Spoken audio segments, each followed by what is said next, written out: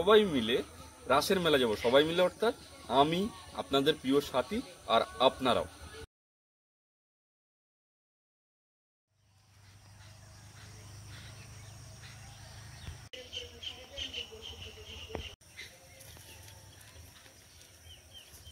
নমস্কার, আপনারা সকলে ভালো আছেন তো? ভারতীয় সময় দুপুর 1টা মানে আপনাদের প্রিয় সাথী বিপ্লব ব্লগ হাজির। সাথী বিপ্লব ব্লগের আরো একটা সম্পূর্ণ নতুন পর্বে আপনাদের সকলকে জানাই অনেক অনেক স্বাগত। সেই সঙ্গে সঙ্গে নতুন একটা ভিডিও নিয়ে চলে এসেছি, আর সম্পূর্ণ পর্বটি কত স্কিপ না করে দেখতে থাকুন, আশা করব আপনাদের ভালো লাগবে। আজকে একটু ঘুম থেকে উঠতে দেরি হয়ে গেছে, তাই সকালের বাসি কাজটাও করতে কিন্তু একটু লেট হয়ে গেছে। এই যে থালা বাসনগুলো এখন বার করে নেব, পুরো রান্নাঘরটা ঝাড় দেবো। আর উনানটা এখনও গোবর দেওয়া হয়নি, কালকে বিকালেও দিতে পারিনি, অন্যান্য কাজ করছিলাম, তো এখন সেগুলোই করব আর আপনাদেরকে দেখাবো। আমাদের বাড়িতেই বানানো খেজুর পাতা দিয়ে তৈরি করা ঝাড়ু, এটা দিয়েই আমি কিন্তু এখন পুরো রান্নাঘরটা ঝাড় দেবো।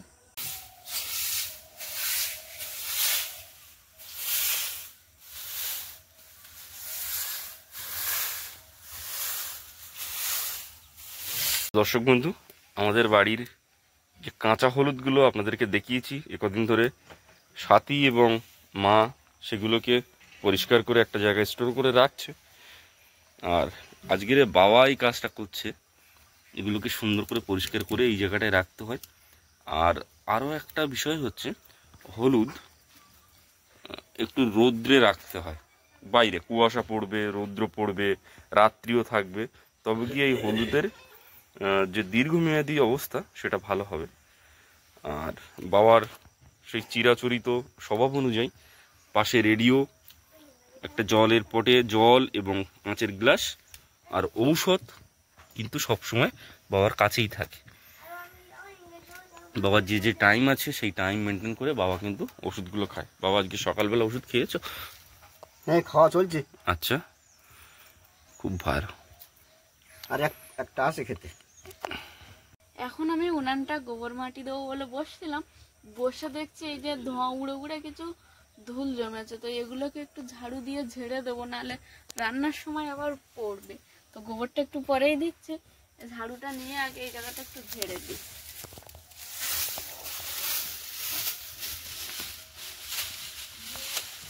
আর এই যে এখানে রান্না করতাম বটে, এটা কিন্তু আমি জানতাম না। এখান থেকে প্রায় 1 মাস আগে বাবা আমাকে দেখিয়ে দিয়েছিল, একদিন বাবা করেও দিয়েছিল যে মা যখন এখানে রান্না করবে মাঝে মাঝে একটু ঝেড়ে নেবে, এই যে ধোঁয়া উড়ে নোংরা উড়ে একটু ধুল জমে যায়। ধুল ঝাড়া হয়ে গেছে, এবার আমি উনানটা গোবর দিয়ে নেব।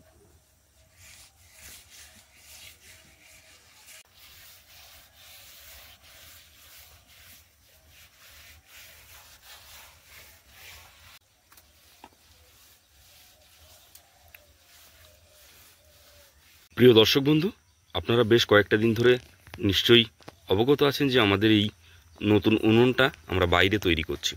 একটু আগে আমরা ঘরের উনুনটাকে দেখালাম, সাথী যেটা গোবর দিচ্ছে। আর এই উনুনটা এখানে বানানোর একটাই উদ্দেশ্য, আমাদের বাড়িতে যে উনুনটা আছে, যেটায় আমরা রান্নার ভিডিও মাঝে মাঝে আপনারা দেখে থাকেন যে উনুনটার উপরে, তো সেই উনুনটা এমনভাবে করা আছে ওটা ভিডিও বানানোর উপযোগী নয়। আমরা যেমন আছে তেমন অবস্থাতেই ভিডিও বানাই। আমাদের একটা ভিডিও বানানোর উপযোগী এবং রান্নাবান্না করা যাবে সেই হিসেবে একটা উনুন দরকার ছিল। তো আমরা এই জায়গাটা, এই উনুনটাকে একটু একটু করে বানাচ্ছি, মানে মা বানাচ্ছে। এটা এই জন্য বানাচ্ছি, আমাদের পিছনের ব্যাকগ্রাউন্ডটা এটা থাকবে যখন আমরা ভিডিওটা বানাবো, রান্নার ভিডিওটা। আর আমাদের উদ্দেশ্য আছে এই পুকুর থেকে, বা আমাদের আরও যে 2টো পুকুর আছে সেই পুকুর থেকে মাছ ধরা হবে, এখানে বানানো হবে। আর এই যে সবজির ক্ষেতটা আমরা তৈরি করার চেষ্টা করছি, এখানে আমাদের যে সমস্ত সবজি ফলবে সেই সমস্ত সবজি আমরা এখানে এনে এই উনুনটায় রান্না করব। এবং এটাকে আমরা সবাই মিলে একটু পরিকল্পনা করেই করেছি, কারণ আমাদের ব্যাকগ্রাউন্ডে আমরা কি দেখাতে পারবো দর্শক বন্ধুদেরকে। আমাদের একটা জায়গায় ওয়ান ম্যান ক্যামেরাম্যান বসে চারিদিকে ঘোরালে কী কী দৃশ্য আসবে, যেখানে ভালো লাইট পাবো, কোনো কালার সমস্যা হবে না, সব দিক থেকে একটু বিচার বিবেচনা করে আমাদের সাধ্যের মধ্যে আমরা এই জায়গাটাকে চুজ করেছি। আর এই উপরে এই জায়গাটায় আমরা নারকেল পাতা দিয়ে একটা ছাউনি বানানোর চেষ্টা করব। আর সব থেকে যে বিষয়টা খুশি হচ্ছে সে হচ্ছে এই যে, এসো ক্যামেরার সামনে, কতটা খুশি। অনেকটাই খুশি, কারণ বাইরের ছাল্লাটা যেমন রান্না ভিডিও সব রকম হবে, সেই সঙ্গে আবার বাচ্চাগুলো একটু শীতের দিনে একটু হালকা রোদের আঁচে বাইরে বসতে পারবে। আর আমরা এতদিন রান্নার ভিডিও বানাতে একটু অসুবিধাই হয়েছে, একটু অসুবিধা হয়। হ্যাঁ, কারণ ওটা আমাদের ভিডিও বানানোর জন্য উপযোগী ছিল না। আমরা বানিয়েছি, কিন্তু ভিডিও বানাতে গেলে যিনি আর কি হোস্ট বা যিনি রান্না করছেন ওনাকে তো ক্যামেরার সামনে থাকতে হয়, মুখোমুখি, যেমনটা এখন তুমি দাঁড়িয়ে আছো। চলো, এখন তোমার কি পরিকল্পনা আছে? আচ্ছা, এটা ভাত আর আলু সেদ্ধ সকালের খাবার। চলো।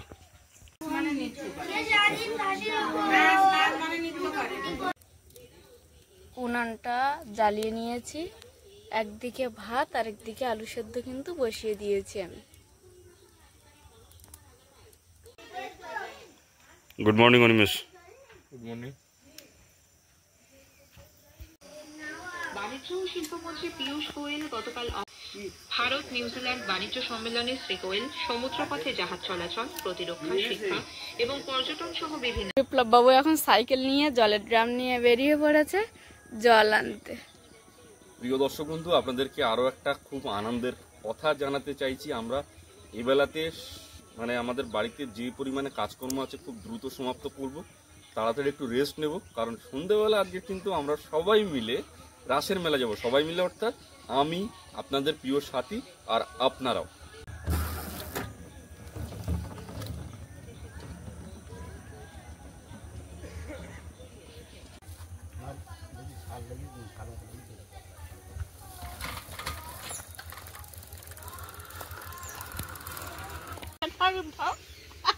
কারা কারা আসছে? বৃষ্টি দুটো আসছে, বৃষ্টিটা আসেনি, বলছে না, তাহলে তো ঠিক আছে।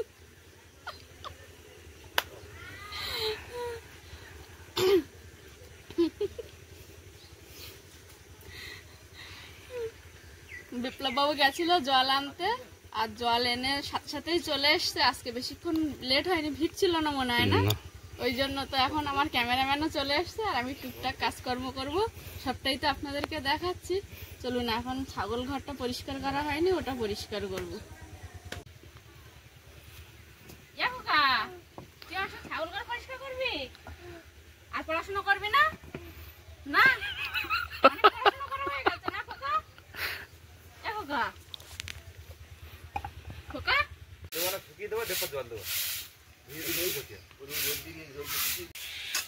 বর্ষার সিজন কেটে গেছে, আমরা বর্ষার সিজনের প্রথম দিকটায় আমরা আমাদের চলাচলের জন্য এই ইটগুলোকে দিয়েছিলাম চারিদিকে। আমাদের যে যে জায়গা দিয়ে হাঁটতে হবে বাড়ির মধ্যে আমরা ইট বিছিয়েছিলাম। এখন সেই ইটগুলোর আর কোনো প্রয়োজন নেই, তাই এই ইটগুলোকে এখন তোলা হচ্ছে। অনিমেষ প্রথমে হাত দিয়েছে, আমি একটু পরে হাত দেবো গুছানোর জন্য। এগুলোকে এবার এক জায়গায় গুছিয়ে রাখতে হবে আসছে বছর বর্ষাকালের জন্য।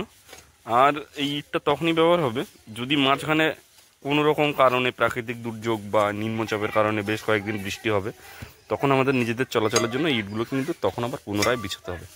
আর এই ইটগুলোকে এই জন্য তোলা হয়, ইটগুলো একটা জায়গায় ফেলে রাখার পরে এখানে একটা গর্ত মতো হয়ে যায়, এটাকে কিন্তু একটা সময়ের পরে এগুলোকে ঠিক করে দিতে হয়, এর মধ্যে মাটি দিয়ে, যেটাকে বলে মেনটেনেন্স আর কি, এগুলোকে করতে হয়।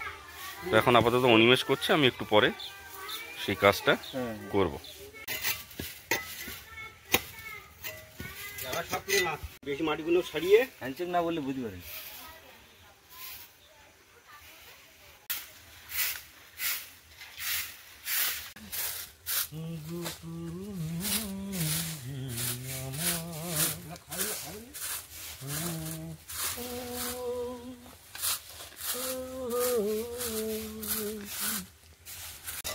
এখন এই যে বাইরে উনান তোলা হয়েছে, ওই ছানলাটা পরিষ্কার করা হচ্ছে, ঘাস চেঁচে দেওয়া হচ্ছে, দিয়ে একদম সমান করা হবে, ওই যেন বাচ্চারা বসতে পারে এবং আমরা রান্না বান্না করতে পারি সেই রকম উপযোগী করে তোলার জন্য দুই ভাই আর বাবা, তিনজনে কিন্তু লেগে পড়েছে সকাল থেকে। এটা হচ্ছে মায়ের স্বপ্নের প্রজেক্ট আর আমাদের ড্রিম, কারণ আমরাও চাইছি যে এরকম একটা পরিবেশ তৈরি হোক যেখানে আমাদের ভিডিও করতে খুব সুবিধা হবে, ভালো লোকেশন পাবো, এরকম আর কি। কিন্তু মাটি ওই ওই ওই ওই চাঁচা মাটি দিতে হবে উঁচু নিচে না এই ওখানে মাটি ছাড়ানো আমি এখন ইট গুছাবো।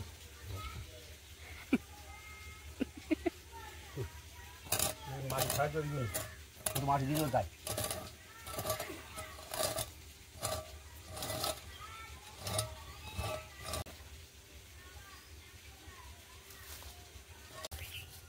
এই নাকি এরকম? হ্যাঁ হ্যাঁ ওই চার সাইডগুলো কানাগুলো পাশগুলো ওই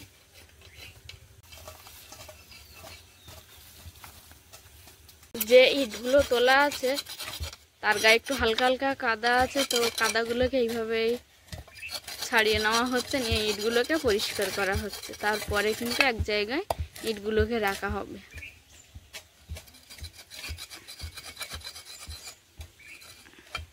সাথে কি করছো এটা? আরে তোমাকে যে কাজটা বলেছিলাম না, আচ্ছা, দেখছি তুমিও ব্যস্ত, ভাই ব্যস্ত, বাবা ব্যস্ত, আমি একমাত্র বসে আছি, তাই আমি কাজটা করে নিচ্ছি। আর ওকে দিয়ে কাজ করাচ্ছ নাকি? না না, ও বসে আছে, দেখছে, কখন একটা পাতা নিয়ে ক্যামেরা ধরছে আমার দিকে। আচ্ছা, তোমার সঙ্গে ব্লগ বানাচ্ছে? হ্যাঁ। ব্লগ পরিচয়, এ হচ্ছে খোকা, এ হচ্ছে দীপশিকার ভাই। ভাই। বাবা ইটগুলোকে পরিষ্কার করে দিচ্ছে, আর এই যে বাবার বড় ছেলে সেগুলোকে এনে এখানে একটা লাইন করে সাজিয়ে রাখছে। ওমা, খিদে পাচ্ছে তো। হ্যাঁ, ভাত বাড়ছিস তো, তোরা সকাল কাজে ব্যস্ত, বৌমা দেখলাম ওটা কিচ্ছু পৌঁছাকের মাছ চাবানি করতে আমি বাড়ি।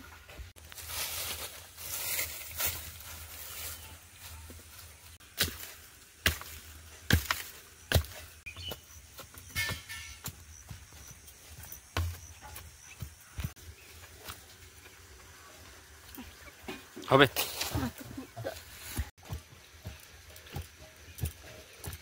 এটা কার কাছ থেকে শিখেছি বলো তো? কার কাছ থেকে? বাবা। আচ্ছা, শক্ত মাটি না।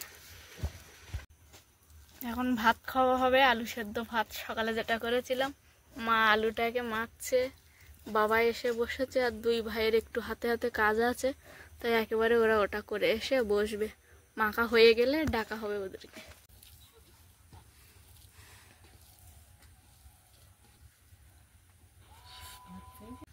সকালের কাজকর্ম সেরে এখন পাঁচজনা একসঙ্গে খেতে বসেছি, আর এরপরে আপনাদের সঙ্গে দেখা হবে রাসের মেলায় গিয়ে। বন্ধুরা, সন্ধ্যাবেলা এখন আমরা দুজনে যাচ্ছি রাসের মেলায়, আর বাবা মা বসে একটু রেস্ট করুক বা টিভি দেখবে। মা সিনেমা দেখতে পছন্দ করে, বাবা খবর দেখতে পছন্দ করে, যে যেটা দেখবে এখন দেখতে লাগুক। আমরা একটু চলুন সবাই মিলে রাসের মেলা থেকে ঘুরে আসি। সেখানে প্রচুর গান বাজনা হবে, হয়তো সেইভাবে আপনাদের সঙ্গে কথা বলতে পারবো না, তো যাই হোক যতটুকু গানই দেখবো আপনাদেরকেও দেখাবো। ওমা আসলাম, বাবা টিভি দেখো, আমরা আসলাম, সাবধানে যাবো।